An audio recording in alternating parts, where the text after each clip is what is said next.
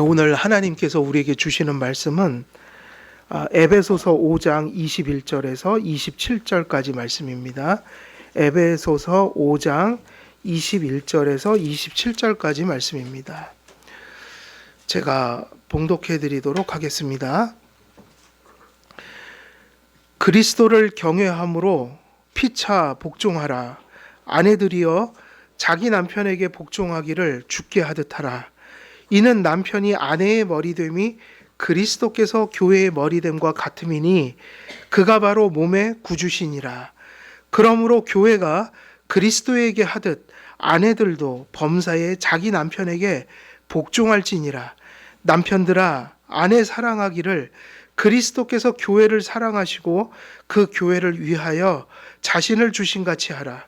이는 곧 물로 씻어 말씀으로 깨끗하게 하사 거룩하게 하시고 자기 앞에 영광스러운 교회로 세우사 티나 주름 잡힌 것이나 이런 것들이 없이 거룩하고 흠이 없게 하려 하심이라. 아멘. 오늘 이 본문 말씀 중에 21절 말씀 계속 이어갑니다. 그리스도를 경외함으로 피차 복종하라. 오늘 21절 말씀 계속 이어갑니다. 저희가 이 21절 이후로 말씀들이 권위와 복종에 대한 말씀이라고 이제 주제를 먼저 말씀을 드렸고요. 그리고 21절은 앞에 문단에 이어지는 구절이라고 말씀드렸어요. 그래서 전체는 어디에 걸리냐면 성령으로 어떻게 되라는 것입니까? 충만하라고 그랬죠. 너희는 술 취하지 말라. 이는 방탕한 것이니 그렇게 술 취하지 말고 어떻게 해라? 도리어 성령의 충만함을 받으라. 그 성령의 충만함을 하나님에 대한 지식으로 가득 차 하나님의 영광스러움을 깨닫고 그것에 응답하여 찬송하는 삶을 살라고 말씀을 드렸고요. 그리고 이제 두 번째 그 성령 충만에 걸리는 두 번째 주제가 뭐냐면은 바로 복종하라예요. 순종에 대한 말씀을 전하고 있습니다. 순종에 대해서 말씀하고 있습니다. 그리고 이후로는 무슨 말씀들이 이어지냐면 순종에 대한 실천 덕목들이에요. 아내가 남편에게 그리고 또 아내가 남편에게 자녀들이 부모에게 중요한 거예요. 그리고 종들이 상전에게 그래서 그 주인에게 그렇게 된다면 이것들을 바울은 어떤 문화적인 가치, 세상적인 윤리로 전하고 있는 게 아니라 거듭난 자의 새로운 생활 방식으로 전하고 있다는 거예요. 새로운 생활 방식으로 전하고 있다. 그러면 이 새로운 생활 방식이 될 수 있는 이유는 두 가지 때문인데 하나는 지금 전하는 것이 인간의 얘기거나 인간들의 윤리 얘기를 하는 게 아니라 하나님의 창조 원리요 질서다. 이건 법이라는 얘기예요. 창조 질서라는 거예요. 그래서 하나님이 창조 질서로 주신 것을 우리는 범할 수 없다. 두 번째는 세상이 창조 질서를 떠나 타락했으니 이 창조 질서를 구속받은 자들이 나타내야 된다. 그래서 이런 순종에 대한 실천 덕목은 사실은 불신자들은 성경적인 의미로 받을 수가 없어요. 대부분이 어디로 가죠? 권위주의로 가거나 그래서 이 말씀을 사도 바울이 선포하는 것은 교회가 에베소에 이루어졌을 때 에베소 교회는 이 하나님의 창조 질서요 구속 가운데 회복된 이 하나님의 법을 성도의 성화의 표준으로 우리가 쫓아가야 될 부분들이다. 이렇게 할 때 이 부분을 이야기할 때 창조 질서요 복음의 원리로 전하고 있다. 근데 이것을 굳이 왜 다시 선포하고 있는가? 이걸 선포해야 된다는 거예요. 왜냐? 사람들은 대부분이 어디로 치우쳐져 있다고 봐야 되기 때문이에요. 대부분 권위주의에 머물러 있거나 어디로 머물러져 있어요? 탈권위. 지금 한국 사회는 지독한 권위주의에 한가운데 있으면서 지독한 탈권위 속에서 또 있어요. 이게 같이 있는 거예요. 이게 절대로 다른 게 아닙니다. 이거는 죄라는 면에서, 악이라는 면에서, 이 타락한 인간이 보일 수 있는 극단이라는 면에서 최고의 악들이에요. 이것들이 공존하고 있다. 사회에, 교회에, 그리고 가정 속에 있다. 그래서 지금 이 시대는 권위, 선한 권위를 세우지 못하고 있는 게 사실이에요. 근데 하나님의 창조 질서요, 예수께서 그 창조 질서를 회복하실 때 무엇을 회복하라고 말씀하신 거예요? 선한 권위를. 그리고 그 선한 권위를 순복하는 것이 있어야 한다. 그것이 어디에 있어야 된다고 그랬죠? 가정에서는 아내가 남편에게, 그리고 자녀들이 누구에게요? 부모에게, 그리고 사회의 공동체 속에는 위계 질서들을 존중히 여기면서. 그런데 이 부분들이 현대 시대에는 바르게 읽혀지지 못하고 있다. 그리고 가장 그 안타까운 것은 바로 이 선한 권위와 선한 권위의 순복함이 어디에서조차도, 이것을, 이 성경 말씀을 읽으면서도 어디에서조차도 이게 해석이 안 되고 있다는 얘기예요. 교회에서요. 이게 가장 비참한 모습이에요. 세상은 어쩔 수 없는 거란 말이에요. 세상은 치우칠 수밖에 없어요. 이게 무슨 얘기냐면, 세상 사람들이 점집 쫓아다니고 우상 숭배하고, 학생들이 교회 다니면서 그 뭐라 그럽니까? 타로점 같은 거나 보면서 장로님, 집사님이라는 분들, 권사님이라는 분들이 신문 읽으면 띠나 보고, 이것들이 밖에서는 아무 문제가 없잖아요. 왜냐하면 밖에는 우리가 어떻게 할 수 없는 건데, 이런 것들이 어디 들어와 있다는 거예요? 교회 안에요. 그것도 몇 프로가요? 한국 교회의 30%가 점집을 드나든다. 직분자들이, 성도들이. 근데 이와 똑같은 얘기가 되는 거예요. 선한 권위, 그리고 선한 권위를 존중하는 아름다운 질서가 어디 안에서조차 읽혀지질 않아요. 대부분의 교회들이 권위주의에 빠져 있어요. 대부분의 교회들이 선한 권위를 이해하지 못하고 뭐에 빠져 산다고요? 권위주의요. 그리고 또 많은 교회들은 유스디비놈, 하나님의 권위가 아니라 하나님의 말씀, 신앙 고백, 교회 질서를 따라, 하나님이 프레스비테리언 처치, 그러면 장로의 회를 이루어 목양하고 치리하라고 했던, 그때 장로교회의 그 최정점에 뭐가 있는 거죠? 목사와 장로란 회는 그걸 운영하는 사람들이지만 그 최정점에 뭐가 있는 거예요? 누구의 권위가 있는 거예요? 유스디비눔, 하나님의 권위가 서 있다. 그게 뭐냐면 말씀, 신앙 고백, 교회 질서가 세워져서 그것을 수종드는 게 누구인 거예요? 장로, 회인 거죠. 회. 그런데 교회들이 대부분이 이 말을 이해하지 못해요.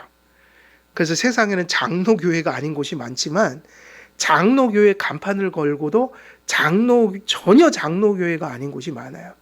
그건 단 한 가지를 이해하지 못하기 때문에요. 장로회라는 걸 이해한다는 건 권위를 이해하는, 권위 체계를 설명해 놓은 거라고요. 장로회라는 직분이 있는데 그 직분이 뭐를 따라서 한다는 거예요? 말씀, 신앙 고백, 교회의 질서라는 것을. 근데 이러한 어떤 그 권위 자체를 어디가 이해를 못하고 있다고요? 교회의 권위, 가정의 권위, 사회에서 우리가 성도로서 어떻게 나가서 행동해야 될까? 그래서 유스디비눔이 아니라 한쪽에는 여전히 권위주의나 독재와 같은 것들이 존재하면서, 반대 극단에는 교회가 유스디비눔이 아니라 민주주의를 부르짖어요. 교회는 민주주의 아닙니다. 어떤 절차 속에 민주적 절차가 있지, 교회는 철저히 신본주의적인 곳이면서, 그리고 장로교회는 민주주의가 아니에요. 어떻게 보면 세상적으로 보면 귀족주의에 가까워요. 그러니까 대의 정치, 관료들이 있다고 봐야 돼요. 그걸 운영하는 건 회중이 아니에요. 그렇다고 해서 어떤 목사 한 사람의 독재도 아니에요. 하나님이 회를 이루게 만드셨단 말이에요. 그게 무슨 얘기냐? 철저히 교회들이, 그게 교회이든 그게 가정이든 그게 사회이든 선한 권위를 성경 속에서 어떻게 하지 못한다? 해석하지 못하고 있다. 그래서 교회 자체가 지금 뭐에 빠져 산다는 거예요? 권위주의에 살거나 탈권위적인. 그래서 저 세상에서 얘기하는 민주주의를 부리짖고 있어요. 민주적 절차는 있을 수 있어도 교회는 절대 민주주의는 아닙니다. 절대로 아니에요. 그건 밖에 우리가 세속 정치 속에서 민주주의 외에 다른 대안이 없어요, 밖에는. 그래서 거기는 그렇게 가지만 그 민주주의 안에도 사실은 대의 정치를 하고 있다고요. 스위스 제네바 빼고는 다 대의 정치예요. 직접적인 민주 정치는 존재하지 않아요. 예. 상식적으로 보나 창조 질서적으로 보나 복음의 회복으로 보나 성경은 언제나 선한 권위를 이야기하고 있고 선한 권위를 존경하고 순복하라고 해놨는데 그 권위와 순종이 바로 뭐냐면 질서예요. 근데 이것을 이해하지 못한다면 끊임없이 이게 다시 고개를 쳐들게 되죠. 권위주의, 독재, 그리고 뭐죠? 탈권이에요. 이것은 절대로 하나님이 세우신 질서가 아니라는 겁니다. 그래서 사도 바울이 에베소의 교회를 세우고 한참 지나서 그 교회들이 또 문제가 발생하고 그 교회의 복음을 다지기 위해서 이 서신을 전했을 때 이때 상황이나 우리 상황이나 그렇게 다를 바는 없다는 거예요.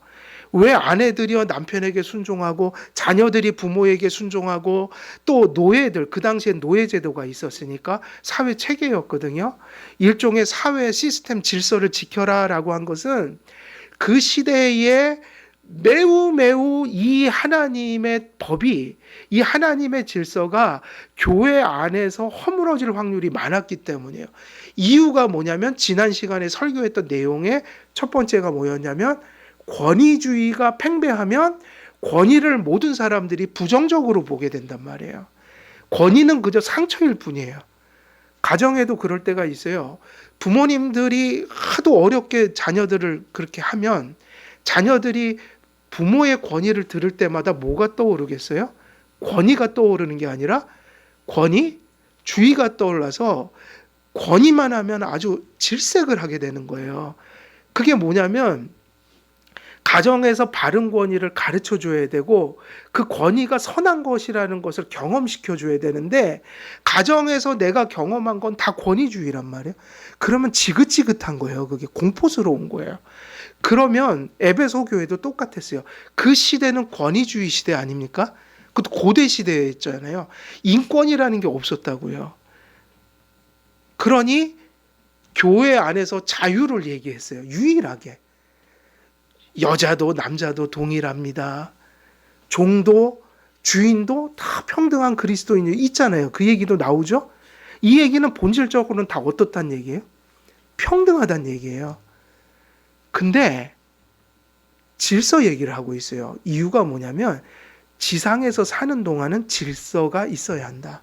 평등하지만 그리스도인으로서 유일하게 완전한 평등이 일어난 것은 교회밖에 없는데 그래서 천주교가 부흥했던 거예요. 조선 말에. 그런 곳이 어디 있어요. 주인과 노비가 같이 예배드리고 서로 존대를 하고 돌아가면 다시 그러지만은 사회체계로 돌아가면 오해할 소지가 있는 거죠. 이 사람들은 찌들린 권위주의를 넘어서 완전히 그 인권이라는 건 없는 이런 시대 속에서 살다 보니까 선한 권위를 이해 못할 확률이 높은 거예요. 그러니 교회 안에서는 뭐가 또 팽배할 수 있는 거예요? 또 질서를 무시하고 평등을 잘못 해석해서 무질서함으로 갈 수 있다. 우리는 이 지상에 사는 동안에는 평등과 질서를 같이 가져가야 되는 거죠. 본질은 평등하지만 평등한 관계 속에도 뭐는 있다? 질서는 있다. 그래서 아내와 남편은 절대로 불평등한 존재가 아니에요. 그러나 순종해야 되는 쪽은 아내고 그들을 잘 리더해야 되는 쪽은 남편이에요. 근데 안타깝게도 그 시대는 권위주의적인 시대잖아요. 완전히 전제적인 시대였단 말이에요. 그럼 교회는 권위하면 지긋지긋하고 교회 안에서 평등하다 하니 뭐를 그냥 다 무시해버릴 확률이 높은 거죠. 야, 우리 이제 오늘부터 내가 노예고 주인이지만 그런 거 없대. 이러고 막 하면 큰일 나는 거 아닙니까? 그건 아니잖아요. 사회에서는 사회 체제가 어느 정도 유지가 돼야 되잖아요. 그런데 이것을 성경적인 창조와 복음의 원리로 설명해야 했다. 다시 말해 하나님의 뜻 가운데 권위를 다시 세워가야 했다. 그 안에서 어떤 질서를 얘기해야 했다. 이렇게 할 때 이제 이 바울이 에베소 교회에 가르친 권위와 순종의 덕은 엄청나게 중요한 것이었어요. 그것이 만일 바르게 잡혀지지 않으면 교회 안에 엄청난 혼란이 올 수 있는 것이었기 때문이에요. 그래서 그런 의미에서 이제 바울은 어떤 주제로 나아간다? 첫째는 성령 충만하라. 성령 충만한 것의 실천 덕목으로서 무엇하라는 얘기가 나온 거죠. 피차간에 복종하라. 그리고 이제 그 뒤에는 구체적인 얘기들이 나와요. 그런데 이 순종에 있어서는 강조점이 누가 누구에게 순종하는 구체적인 얘기를 했어요? 아내가 남편에게, 그리고 자녀들이 부모에게, 그리고 노예들이 주인에게. 근데 이것이 이제 순종의 외적인 모습들인데, 왜냐하면 그럴 수밖에 없잖아요. 누군가는 남편이 돼야 되는 거고 누군가는 아내가 돼야 되니까요. 여기선 구체적으로 얘기하지만 그러나 오해할까 봐 이것을 여는 도입부로서 21절은 어떻게 복종하란 말을 먼저 했어요? 피차 복종해라. 그러니까 복종은 사실은 본질로 들어가면 누가 누구에게 하는 거죠? 아내가 남편에게만 하는 겁니까? 아니에요. 서로가 피차 복종하는 거예요. 남편도 아내에게 뭐 해야 되죠? 복종하는 면들이 있어요. 본질은 그렇다 이거예요. 그래서 이것을 바르게 이해하려면 선한 권위가 뭔지를 정의를 내려야 하고, 그 선한 권위에 대한 순종이 뭔지를 정의를 내리면, 이것이 질서라고 하지만 구체적으로는 아내들이 남편에게 순종하지만 사실은 본질로 가면 이것은 피차 복종하는 거야 라는 의미가 돼야 하니까 결국 남편이나 아내나 사실은 둘 다 무엇인가에 뭐 하는 것이죠? 복종하는 삶인 거예요. 그러니까 이거 되게 중요한 얘기죠. 남편들은 순종을 받는다면 남편들의 이 인격도 뭐를 잘하는 사람이어야지 될까요? 순종을 아는 사람이어야 되고, 그 사람의 그 인격이 순종하는 삶이어야 돼요. 남편이 내가 순종하지 않으면서 순종을 요구할 수 없어요. 왜 그런가는 이제 뒤에 나올 거예요. 그래서 우리가 지난 시간에 거기 그런 의미들을 서론적으로 얘기했는데 아직 그 부분이 다 끝나질 않았어요. 권위가 뭔지 순종이 뭔지를 일단 정의를 내려야 돼요. 그래서 우리가 좀 더 나아가 보면 관계와 교제는 무엇 때문에 깨지지 않는다고 보는 게 맞을까요? 관계와 교제는 권위 때문에 파괴되지 않아요. 관계와 교제는 뭐 때문에 암울해지지 않을까요? 복종이요. 근데 오늘날 대부분의 사람들의 정서는 이미 이렇게 돼 있어요. 관계가 왜 깨질까요? 그러면 권위 때문이래요. 권위가 없어져야 된대요. 이건 있을 수 있는 얘기예요? 없는 얘기예요? 근데 사실 이렇잖아요. 권위주의가 만연하고 많은 사람들은 권위를 모르니까 사실은 권위는 비판하면 안 되는데 권위를 뭐로 몰고 가요? 권위주의로 몰고 간다고요. 그래서 사실은 지금 이 시대는 안타깝지만 탈권위도 많지만 선한 권위가 세워져도 그 권위가 순복되지 않을 확률이 높아요. 남편이 정당한 순복을 요구할 때 아내들이 그것을 거부할 확률이 높아요. 왜냐, 그거를 선한 권위, 정당한 권위를 뭐로 해석하니까요. 권위주의요. 지금 자녀들은요, 부모의 선한 권위를 부정할 확률이 높아요. 그 자녀들이 죄 많이 짓고 살아가는 시대예요. 선한 권위는 하나님 앞에서 절대로 거부할 수 없는 거예요. 왜냐하면 부모에게 선한 권위는 양육권이거든요. 그 양육에다 뭘 붙였어요? 권위예요. 완전히 독립하기 전까지는 부모를 의존하기 때문에 부모의 양육권을 인정해 줘야 되는 거예요. 근데 지금 이 시대는 부모들도 죄를 지을 확률이 높고요. 권위가 뭔지를 내가 배운 적도 없고, 나도 권위를 바르게 행사 못하니, 권위가 아닌 권위주의를 행사하니 자녀들에게 상처를 줄 때가 많고, 자녀들도 죄를 많이 짓는 시대다. 권위주의가 아닌데, 그거는 정당한 양육권이라서 완벽하게 독립하기 전까지는 간섭해야 하고 지도해야 하고 권면해야 하는데, 그거를 무조건 부정해버린다? 그럼 권위주의를 부정하는 건 문제가 안 돼도 권위 자체를 부정하는 건 양육권을 부정하는 거라고요. 그 실제로 그런 일들이 많아요. 그래서 지금 이 시대는 권위를 부정하고 순종을 잘못된 덕으로 이해할 확률이 높은 시대에 살고 있어요. 에베소서에서 성경에 보면 오히려 정반대로 얘기하고 있습니다.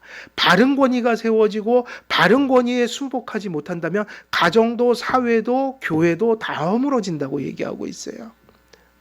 모든 공동체의 문제와 갈등의 그 중심에는 권위에 대한 이해와 그 해석이 잘못되어 있는 곳에서 발생한다.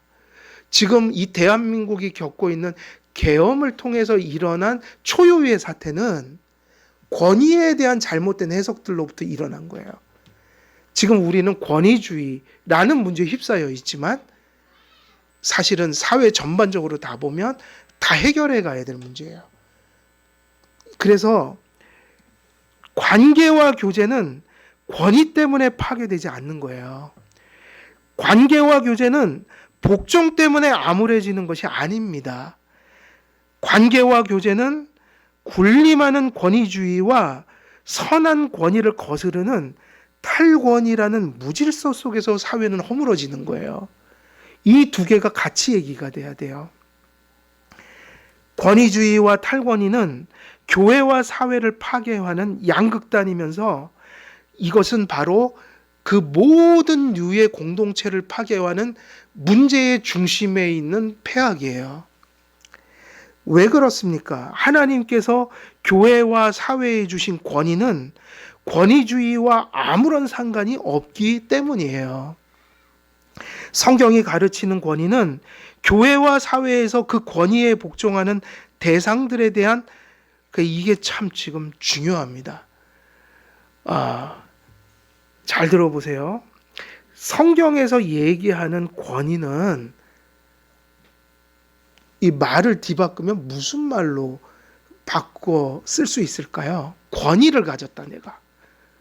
권위를 행사한다는 건 뭐죠? 무슨 의미죠? 권위를 가졌다는 건요. 권위는 대상이 있을 거 아니에요. 그죠? 대상이 있다고요? 정당하게 써야 돼요. 하나님의 법에 어긋나지 않게. 그죠? 그걸 초법적으로 하면 어떻게 돼요? 초법적으로 하면 그게 불법이라고요. 요번에도 뭐 계엄이 잘못됐다는 건 다른 의미가 아니에요. 헌법에 어긋났다는 얘기예요. 그걸 가지고 문제 삼는 거죠. 당연하죠. 대통령이 계엄할 수 있어요, 없어요? 있죠. 근데 헌법을 초월해서 하면 돼요, 안 돼요? 안 된다 얘기예요. 지금 정치 얘기하는 거 아닙니다. 똑같아요. 교회에서도 하나님 말씀에 어긋나면 초법적인 거잖아요.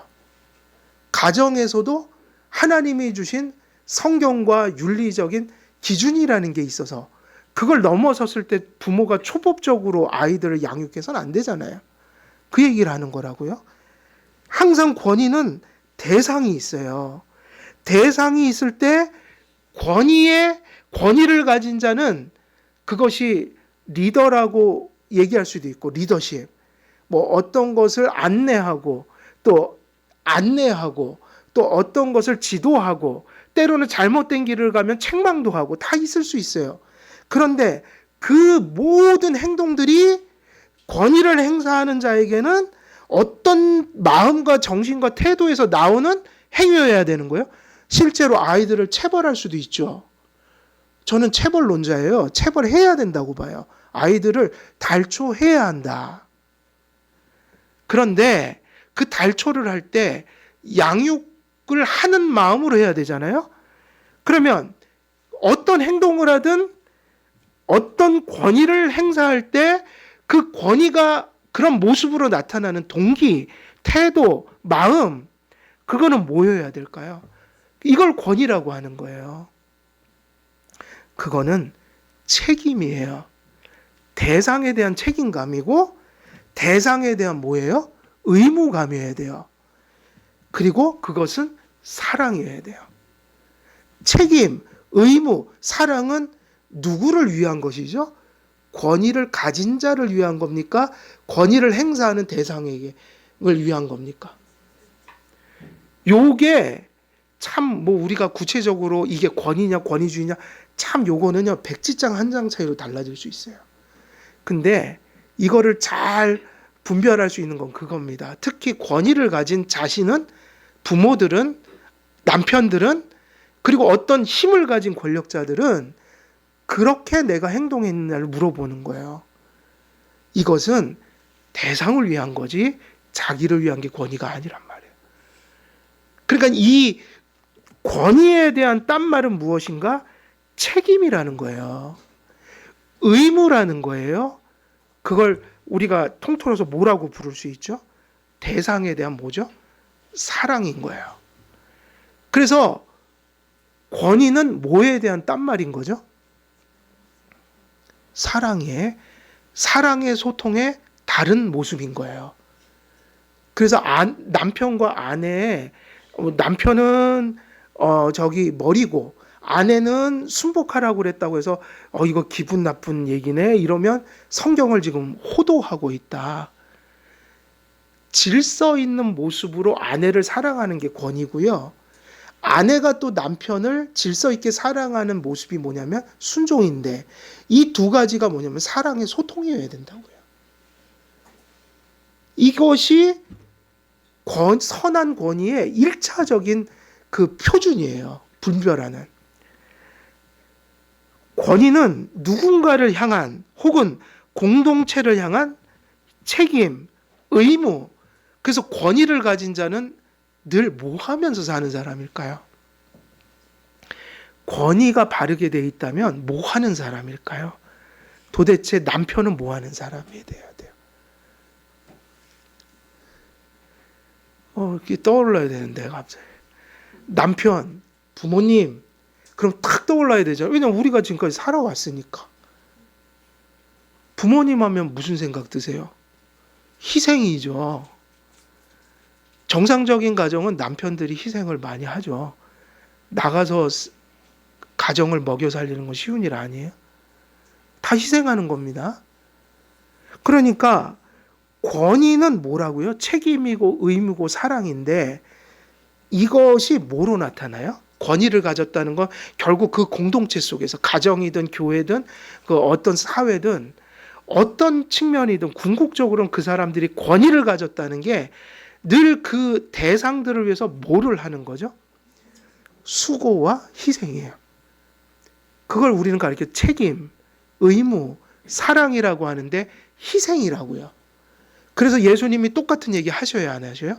그리스도께서 교회를 사랑하심으로, 자기가 그 희생하셔갖고 죽음으로 그들을 그렇게 사랑하셨듯이 남편들도 아내를 어떻게 해라? 사랑해라 할 때 거기서 벌써 얘기한 내용이 뭐지? 희생이잖아요. 예수께서 희생하셨으니까 머리라는 말이 좋은 말이 절대로 아니에요. 머리가 된다는 거는 그 가정에서 가장 큰 짐을 진다는 의미예요. 그래서 결혼한 이상 그런 소리 하면 안 돼요. 아유, 결혼했더니 힘들어 죽겠네. 그냥 총각으로 살 걸 그랬나? 이건 결혼할 자격이 없는 사람들이에요. 그리고 결혼하고 그런 소리 하면 절대로 안 돼요. 원래 남편은 뭐 하는 사람이냐면 희생하는 사람이니까요. 왜 하나님이 그 어깨에다 책임과 의무와 사랑과 희생을 다 어디다 매놨어요? 어깨에다가 잔뜩 올려놓은 게 남편이다. 결국 권위라는 게 별게 아닙니다. 희생하는 거예요. 그걸 어쩔 때는 열심히 그들을 위해서 뭐 하고 이렇게 하라 저렇게 하라 어떤 가이드를 하고 잘못 가면 안 돼. 그렇게 가면 안 돼. 이렇게 하면 큰일 나지 하면서 뭐 이런 저런 모습이 있지만 결국은 그 대상들에 대한 책임을 지고 있는 거라고요. 어떤 책임이에요? 부모들 같은 경우는 저 아이들을 양육한다는 건 육체적으로 커가도록 정신적으로 커가도록 그리고 윤리적으로 도덕적으로 바르게 자라도록 그리고 신앙의 가정이라면 신앙을 저들이 바르게 가져가도록 권면하고 격려하고 책망하고 때로는 체벌도 하고 이렇게 하라고 세워주신 책임이 누군 거예요? 그게 부모인 거예요. 그러니까 책임이 있다는 거죠. 이게 무서운 거라는 거예요. 그러니까는 권위 있다는 게 좋은 얘기만은 아니고요. 그냥 성경대로 보면 타락한 이후에 아담이 수고하면서 땅을 일구어서 가족들을 먹여 살리고 인도하고 이거는 단지 육체적인 걸 얘기하는 게 아니라 모든 면에서 남편들은요. 그 가정이 바르고 번영하도록 가장 앞에서 희생하는 사람들이에요. 희생하는 사람들. 그래서 하나님께서는 이런 사랑의 딴 이름으로써 그러니까 결국 권위는 뭐여야 되는 거죠? 권위는 사랑의 딴 말이어야 돼요. 그래서 우리가 사실 안타깝지만 그런 시대를 살아오지 못했어요. 정치적으로는 독재, 일제 시대 그리고 끝나자마자 선한 권위보다는 탈권위 쪽으로 더 갔다고 자유를 만끽했단 말이에요. 근데 사회는 지금 그게 두 가지가 다시 공존하고 있다. 그래서 우리는 안타깝게도 선한 권위에 순종하는 거 이런 게 좋은 모습으로 비춰지기는 힘들어요. 어려워요. 그래서 하나님께서는 이런 사랑의 딴 이름으로써 그래서 이 권위라는 건 사실 무슨 성격일까요? 그게 물으면 아까 사랑이라는 게 하나 나왔고요. 그리고 또 어떤 성격을 가진 게 권위일 수 있는 거예요? 권위를 갖는다는 건 봉사적 성격이라고요. 하나님이 말씀하시는 그 권위는요. 봉사적인 거예요. 그래서 예수님이 그 뒤에 에베소서에 그 얘기가 그리스도께서 교회를 사랑하시다. 뭐 하라라는 소리죠? 남편들이요. 가정을 위해서 뭐 해라? 봉사하라. 그래서 무슨 성격이요? 권위는 풀면 봉사한다는 얘기예요. 선한 권위가 바르게 행사되는 곳에 하나님이 임하시고 교회와 사회와 그 성원들을 하나님은 통치하십니다. 이 질서 속에서 하나님이 통치하세요. 이것이 서야 한다. 복종은 그럼 뭘까요, 여러분? 복종은 아까 권위는 좀 정의가 됐잖아요. 가장 수고로운 짐을 지는 것이 뭐다? 권위다. 이게 에덴 동산에서는 좋았을 거예요. 타락하기 전에. 책임도 있지만 그때는 고생을 해요, 안 해요? 책임지고 희생하는 게 권위라고 했지만 에덴 동산에선 고생이 있었어요, 없었어요? 없었단 말이에요. 타락하고 나서 동일한 얘기지만 수고가 왔다 이 얘기예요. 그래서 지상에서는 힘든 거예요. 복종은 자신을 향한 그래서 권위가 그렇게 정의가 되니까 그럼 복종은 뭘까요? 복종. 복종은 뭐죠? 남편들에게 주신 책임은 결국 누가 어깨다 지어준 짐이죠? 하나님이죠. 그죠? 그러니까 어디까지 올라가요? 그 가정의 그 모든 목적을 남편에게 권위를 줬지만 남편은 사실은 남편의 권위가 아니라 누구의 뜻을 이루라고 주신 권위예요? 하나님이란 말이에요. 그러니까 이제 이런 얘기가 돼요. 창세기대로 하면 돕는 배필이 필요했다. 혼자 지고 가기엔 너무 고독하고 외롭고 보기도 안 좋다. 권위는 남편이 갖지만 실제로 그 권위는 가정을 위한 것이다. 아내 자신을 위한 것이다. 그래서 창조 질서를 따르면 그 권위는 단지 남편의 권위가 아니라 하나님의 목적을 이루는 것이다. 그래서 누구를 옆에다 딱 만들어 주셨어요? 아내를. 그 돕는 배필이라고 그랬죠. 그럼 복종의 뜻은 뭘까요? 모두가 권위를 갖는 자일 수는 없어요. 근데 누군가는 순종을 해야 돼요. 그럼 순종은 왜 사람들이 싫어하냐면 자꾸 굴종이라고 생각하니까 그래요. 여러분, 순종은 굴종이 아닙니다.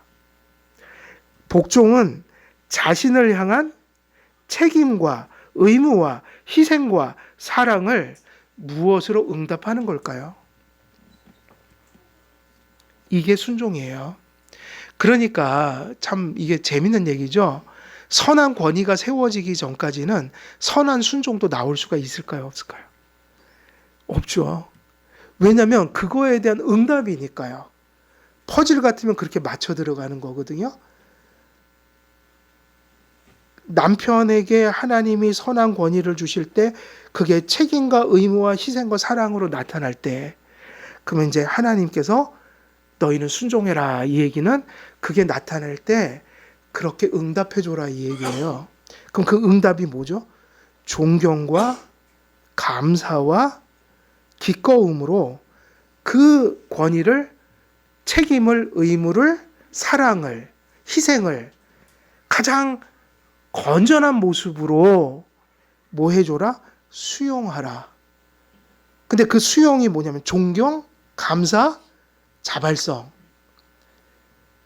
근데 이 얘기가 여기서 끝나면 재미가 없죠. 또 더 엄밀히 얘기하면 하나님의 주신 목적이 남편이라는 머리를 통해서 권위를 통해서 행사되지만 그것을 받아서 이렇게 존경과 감사와 기꺼움으로 수용할 때 비로소 무슨 일이 벌어지냐면 협력하는 일이 벌어지죠. 하나님의 뜻은 남편이 먼저 받은 그 목적을 협력해 줘서 이루어지는 거예요. 그러니까 굴종이 아니라 그래서 그 성경에서 그 하와를 뭐라고 불렀어요? 돕는 배필. 저기 내 밑에 있는 사람도 아니고 내 머리에 있는 사람도 아니라 갈빗대를 뽑아서 만든 내 옆에, 그죠? 내 옆에서 나를 뭐 하는 자로 세운 거예요? 돕는 자예요. 그러니까는 순종이라는 건 굴종이 아니라 혼자서는 그 짐을 다 지고 가지 못하는 그러한 모질이. 에덴에서 모질이는 아니었는데 이 땅에선 아무리 대단한 권위를 가져도 다 모질이들이에요. 혼자는 못해요. 그래서 누구를 만든 거예요? 돕는 배필. 타락한 이후에는 더 모질이가 돼갖고 옆에서 누가 도와주지 않으면 절대로 권위를 행사하는 사람들은 바르게 행사할 수가 없어요. 그래서 협력해야 한다. 근데 그것이 남편의 목적이 아니라 하나님이 주신 목적을 이루어가는 역시 남편도 그 권위는 봉사적이고 청지기적인 권위일 수밖에 없다. 모든 리더들이 다 똑같습니다. 그래서 순종은요, 협력하는 거예요. 절대로 굴종이 아니에요. 그래서 누구 뜻이 이루어지는 거죠? 권위와 순종이 만나서 비로소 부족한 인간들 안에 권위와 순종이 만나서 어떤 하나님의 일이 이루어지기 시작하는 거예요. 그래서 권위는 통치하고 다스리고 돌봅니다. 복종은 그 통치와 다스림과 돌봄을 받아들이면서 협력하죠. 하나님께서는 남편에게 권위를 주어 아내를 위해 돌보고 희생하게 하셨고, 하나님께서는 부모에게 권위를 주어 자녀들이 육체적으로, 정신적으로, 도덕적으로, 신앙적으로 양육을 받고 보호를 받게 하셨습니다. 근데 이거를 안 받겠다고 하면 어떻게 하겠어요? 있을 수가 없는 얘기잖아요. 사람에게 주어진 권위는 하나님께서 누군가를 다스리고 돌보시는 수단이고 도구일 뿐입니다. 결국 사람에게 준 그 권위라는 것은 한편에서는 권위를 행사하고 한편에서는 그걸 수용하고 받아들이고 그걸 협력함으로 결국은 하나님의 통치를 받게 되는 것이다. 이 질서 속에서. 그러므로 근원적 권위는 누구에게 있지 않죠? 사람에게 있지 않아요. 근원적 권위예요. 이게 장로교 본질이에요. 그래서 사람에게 주신 권위는 장로, 목사, 회를 이루어 장로회의 7위회라는 어떤 권한을 갖지만 문제는 근원적 권위가 아니니까 아무리 장로회를 만들어도 우리가 우리 마음대로 하면 안 되니까 무엇을 따라 하라고 얘기한 거예요? 하나님의 말씀과 신앙 고백과 질서. 다시 말하면 우리들은 그것에 따라서 하는 존재들이지 그냥 우리가 원하면 곧 법이 되는, 이거는 국가에도 있을 수 없는 권위고요. 사회에도, 회사들도 다 정관이 있나요 없나요? 회사도 법을 따라서 운영하는 거지 노동법이 있고 뭐 다 있잖아요. 그 맘대로 하는 게 아니라고요. 내가 저기 사장이라고. 모든 게 다 똑같아요. 상식적으로 보면 법 아래에 있다. 교회는 말씀, 저 세상은 헌법, 실정법들 다 법 아래에 있다. 왜냐? 권위는, 근원적 권위는 누구에게 없기 때문이에요? 사람에게. 우리는 하나님의 말씀을 따라서 무슨 일을 한다. 그러므로 근원적 권위는 사람에게 있지 않고 하나님께 있으며, 복종하는 행위는 인간의 뜻과 목적을 지향하지 않고 궁극적으로는 누구를 바라보면서 해야 되는 걸까요? 하나님이 주신 질서라는 면, 하나님의 목적, 뜻을 두고 행하니 결국 권위를 행사하는 자들도 주님 아래에 있고, 사람에게 순복할지라도 그건 사람에게 근원적으로 하는 게 아니라 질서를 내가 지키고 있으니 그건 누구를 향한 순종이에요? 하나님. 그러므로 권위와 순종하는 역할이 다른 거지만 이들은 모두 누구에게 순복하는 거예요? 하나님께. 그리고 서로의 역할을 통해 권위를 가진 자들은 그 권위를 행사하는 자들의 그 사랑이라는 어떤 그러한 동기로서 행하고, 역시 순종하는 건 역시 그런 면에서 사랑의 소통이라고 볼 때는 실제로 권위와 순종이라는 역할이 다르긴 하나, 아내와 남편이란 역할이 다르긴 하나 실제로는 피차 뭐가 되는 걸까요? 주님 안에 바르게 서 있다면 주님께 복종하는 것이요 피차 간에 복종을 하는 거예요. 질서에 복종을 하는 것이다. 그러므로 권위를 가진 자나 권위에 순복하는 자들이나, 성경은 21절에서 뭐라고 표현했나요? 피차 복종하라. 근데 피차 복종을 하기 위해서 누구를 알아야 해요? 하나님을, 그리스도를. 그러므로 그리스도, 정확히 뭐라고 돼 있죠? 21절에 그리스도를 경외함으로. 그래서 하나님과 그리스도를 경외하는 것에서 뭐가 나온다고요? 피차 복종함이 나와요. 순종의 덕은요, 믿음이 없으면 행할 수 없는 거기 때문에 이러한 유의 순종은 절대로 불신자들 영역에서 나올 수가 없어요.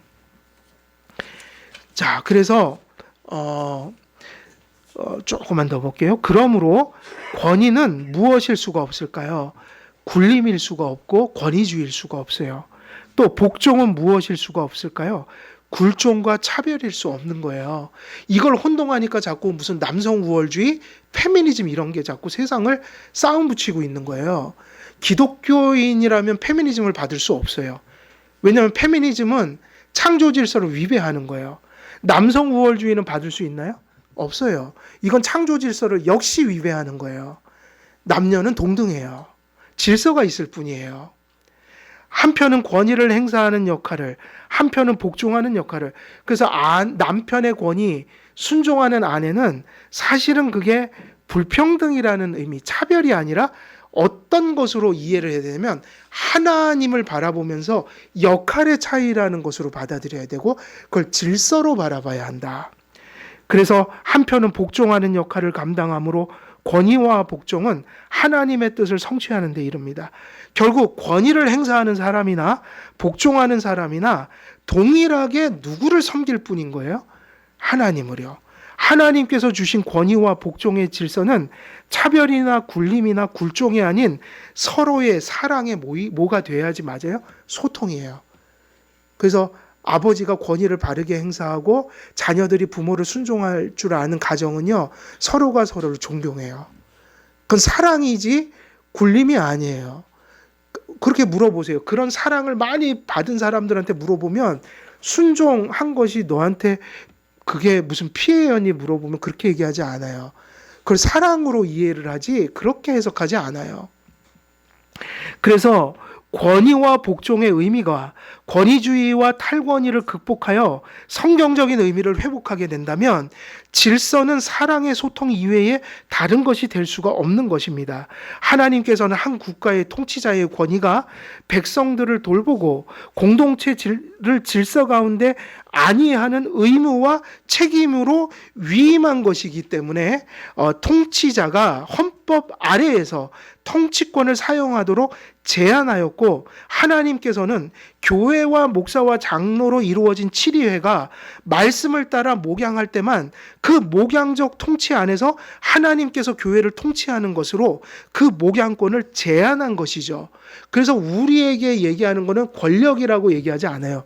권위를 가진 자들이 행사하는 권력이라는 건 권한이라고 한다고요. 왜 권한이에요? 권리를 가진 건 맞는데, 그런 책임을 가지고 행사를 하는 건 맞는데 뭐를 두었다는 거죠? 한이에요. 그래서 따지고 보면 국가나 교회나 가정이나 누구의 법 아래에 있는 거예요? 하나님의 법 아래. 특히 교회는 구속받은 공동체니까 하나님의 계시가 있죠. 성경이 있는 거예요. 더 나아가 남편과 아내, 부모와 자녀의 관계에 부여하신 권위가 사랑과 책임과 의무로서 역할하도록 하셨으니, 권위는 섬김과 봉사의 성격이 강하고 권위는 사랑의 정신을 벗어날 수가 없는 것입니다. 인간에게 위임된 권위는 언제나 하나님의 뜻에 복종하고 일치하여 행사되어야 하며 권위의 대상이 된 사람과 공동체의 유익을 위해 주어진 것입니다. 사람과 사람 사이의 질서로서 권위를 행사하는 자와 복종하는 자가 구분되지만, 권위와 복종이 하나님의 뜻을 이루기 위해 베풀어 주신 것이기 때문에 권위를 행사하는 자나 복종하는 자나 다 모두 누구에게 순종하고 있는 거냐면 하나님께 순종하는 일이 되어야 하는 것이죠. 서로의 역할로서 서로를 복되게 하기 위한 것이기 때문에 이것을 우리는 뭐라고 부르냐면 피차 복종하는 결과를 낳는 것이다라고 얘기할 수 있는 거예요.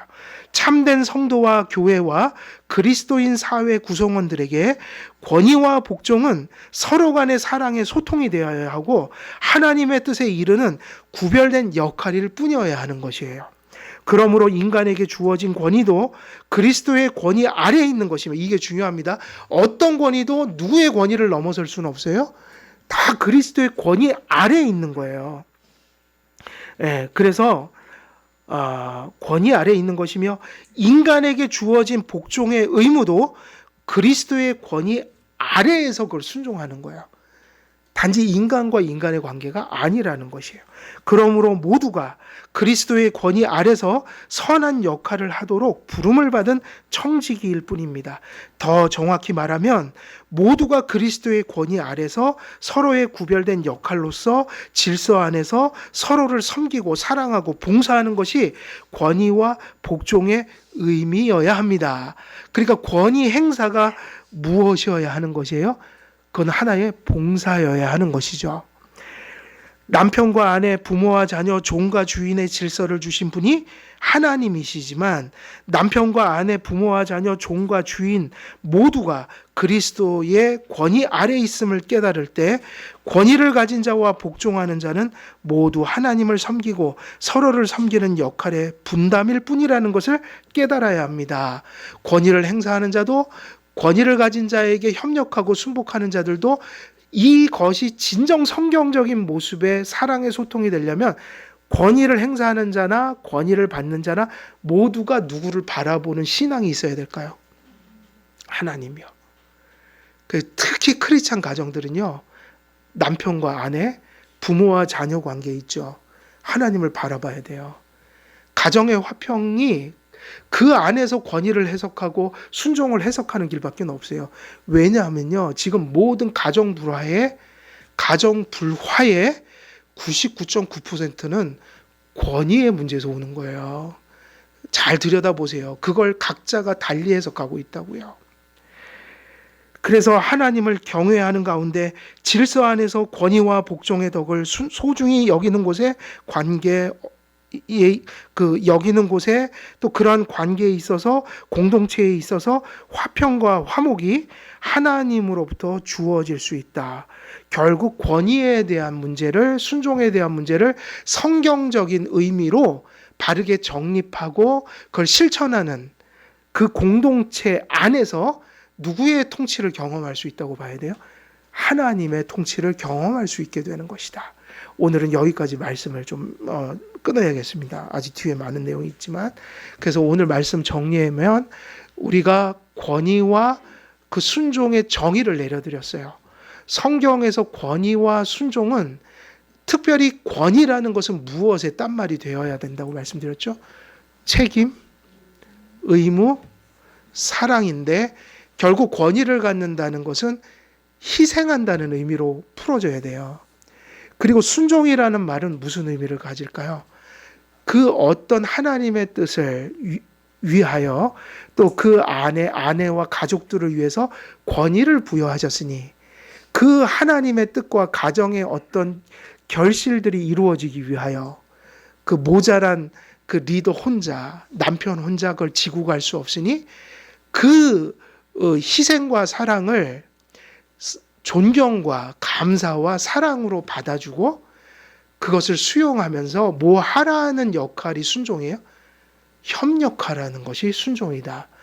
이것이 권위와 이러한 의미의 그 순종이 만나 사랑의 소통을 이루고 그리고 결국 그것이 그렇게 건강하여질 때 누구의 뜻을 이루게 된다는 것일까요? 하나님의 뜻.